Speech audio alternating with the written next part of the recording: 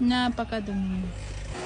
At ayun na nga guys, so maglilinis siya ngayon ng kanyang sasakyan gamit ang kanyang gamit ang kanyang Kawasaki water pressure gun. So ganyan yung pag washing ng car gamit yung Kawasaki pressure washer na yan guys. Ang lakas ng buga niyan. Pwedeng i-adjust yung buga sa dulo niya yan. Iikutin mo lang yan. Tapos, ang maganda pa dito, napakatipid sa tubig. Yung isang balde o dalawang balde, makakapaglinis ka ng car. Mapapaliguan mo na yan. Pero yung asawa ko, alam mo ba yan?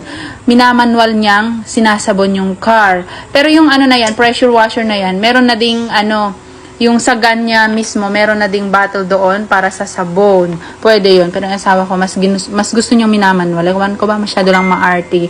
So, ayan. I highly recommend this, guys, para sa may mga sasakyan kasi napakamatipid ito.